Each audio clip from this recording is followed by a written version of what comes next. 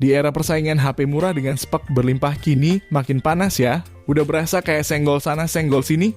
Nah, ngomongin HP yang rilisnya tahun kemarin entah kenapa sekarang jarang banget ke expose. Tapi masih ada aja yang idolain, contohnya kayak Infinix Note 30 Pro 1 ini. Emang sih, dulu waktu awal rilis HP ini nawarin spesifikasi yang sangat menggiurkan buat kelas harganya, apalagi dia juga punya beberapa fitur yang banyak dipakai di HP flagship. Nah, pertanyaannya di tahun 2024 ini kan banyak banget ya rilisan HP terbaru, bahkan spesifikasi yang ditawarin juga lebih menarik. Jadi apakah Infinix Note 30 Pro masih worth it buat kalian beli?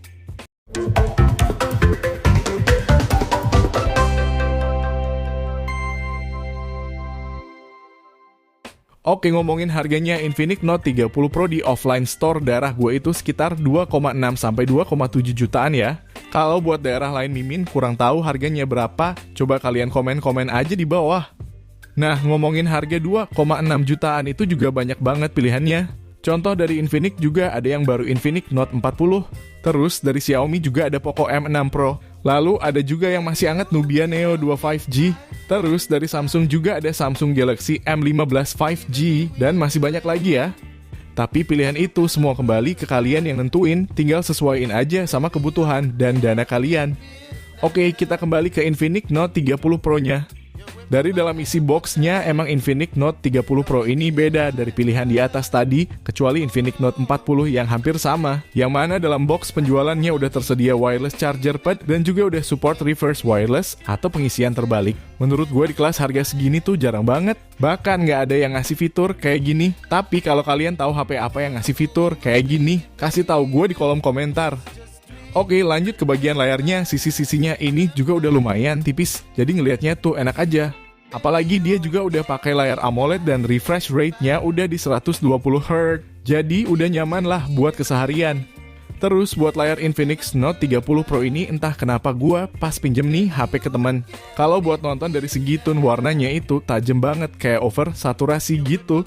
Jadi buat kalian yang biasa edit foto atau video di HP ini mesti hati-hati deh. Biar gak terkecoh pas udah di-upload dilihat di HP lain, malah warnanya meleset. Terus lebihnya udah menarik sih. Kayak speakernya yang pakai tuningan JBL. Jarang banget sih HP 2 jutaan yang kayak gini. Terus fiturnya juga cukup lengkap.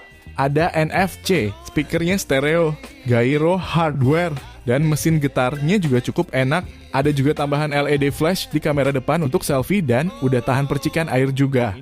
Lalu ngomongin softwarenya, sekarang Infinix Note 30 Pro ini udah dapat update sistem ya. Dari yang awalnya Android 13 sekarang ke sistem Android yang baru, Android 14 berbasis XOS 14. Yang tentunya setelah kalian update sistem ini banyak banget perubahan. Contohnya animasi lock screen ini yang menurut gue ini kelihatan cakep, gak kelihatan monoton. Dan di sini juga ada magic ring yang berganti nama jadi dynamic bar atau animasi saat ada panggilan atau pesan masuk. Saat mengunci ponsel dan juga mengisi daya akan muncul animasi dynamic barnya ini. Dan sebenarnya masih ada banyak lagi, kalian cek aja nanti di HP Infinix Note 30 Pro kalian. Terus buat performanya dilihat dari review kanal Ali Studio, CPU throttlingnya makin bagus, makin stabil setelah di-update Android dan juga XOS-nya. Nah, untuk skor Antutu bisa naik turun ya, setiap ponsel beda-beda tergantung kondisi ponsel kalian. Dan untuk skor Antutu Infinix Note 30 Pro ini sebelum dan sesudah di-update bisa kalian lihat di sini. Ada sedikit peningkatan di angka 418 ribuan poin. Buat performa gamenya juga cukup nih, buat dipakai main Genshin di settingan lowest bisa dapat rata-rata di 40 fps. Dan bonus, buat kalian yang suka main MLBB sudah bisa unlock grafik ultra dan frame rate-nya bisa di 90 Hz. Nah, buat kesimpulan performanya, asal kalian gak ngotak-atik di settingan grafiknya dimentokin, rata kanan semua menurut Mimin ini sih masih cukup aman. Dan buat baterainya juga gak begitu boros sih. Ngecasnya juga cepat, udah di 68 watt. HP ini juga udah support wireless charger 15 watt, reverse wireless atau pengisian terbalik. Dan ada juga fitur bypass yang membuat HP kamu tetap adem pas lagi main game. Fitur ini biasanya sih hanya ada di HP mahal. Tapi ini worth it buat yang biasa ngecas sambil ngegame. Jadi ibarat kata Infinix Note 30 Pro ini udah paket komplit lah di kelas harganya. Lalu buat kameranya ini bisa dibilang kayak nggak ada perubahan yang signifikan ya dengan hasil yang khas racikan dari Infinix. Nah, untuk setup kameranya ini beresolusi 108 megapiksel plus 2 megapiksel makro dan 2 megapiksel depth sensor.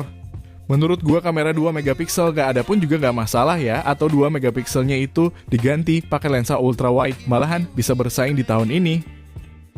Lalu buat hasilnya Mimin sendiri cukup salut sih sama hasil racikan dari Infinix yang menurut gua ini cocok banget lah buat kaula muda yang sering upload di sosmed. Untungnya lensa 108 megapiksel ini sedikit ngebantu banget kalau buat foto siang Mimin sendiri suka, cakep lah buat standar HP 2 jutaan. Warnanya aja yang sedikit agak lebay, saturasinya di sini juga lumayan tinggi. Sisanya ya lumayan bagus sih, detail dapat dynamic range juga luas. Tapi sayangnya buat foto malamnya di sini kayak kurang pencahayaan jadi berasa kemerah-merahan gitu, detail juga kurang dapet. Tapi hal itu bisa diatasi sih dengan selalu nyalain fitur night mode-nya, jadi bisa bantu buat atasi masalah itu. Sisanya bisa kalian nilai sendiri hasilnya.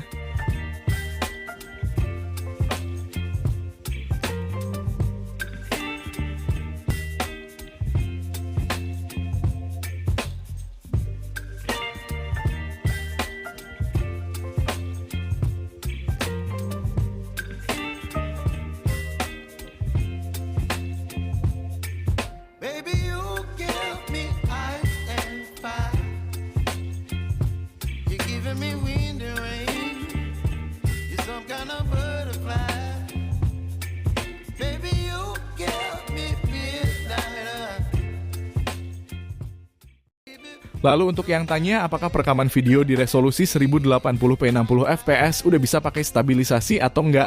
Ternyata masih tetap sama aja ya, nggak bisa pakai stabilisasinya, tapi untuk hasil kualitas videografinya sih lumayan lah ya di settingan 1080p di 30 fps dalam kondisi cahaya yang terang. Detail juga cukup jelas dan cukup stabil di mode steady on. Dan untuk kondisi low light atau malam hari kira-kira seperti ini, kalian bisa nilai sendiri deh untuk kondisi low lightnya. Sama mikrofonnya juga cuma sebiji di HP ini, jadi suaranya agak mendem. Tapi overall untuk kualitas kameranya ini lumayan sih dan subjektif juga buat sebagian orang dengan hasil yang seperti ini. Untuk keseluruhan ini sih cukup oke lah di kelas HP 2 jutaan. Dan jarang-jarang ada brand HP yang punya performa dan fitur berlimpah kayak Infinix Note 30 Pro ini. Nah, menariknya di sini kalian juga bisa berkreasi pakai mode film. Ada beberapa template yang bisa kalian coba nih, yang mana ini bikin videomu tuh makin terlihat menarik tanpa perlu capek-capek editing lagi. Nah, buat kesimpulannya, secara keseluruhan Infinix Note 30 Pro ini worth it lah ya. Dengan harga yang cuma 2 jutaan, kalian bisa dapetin fitur dan teknologi canggih yang dikasih Infinix.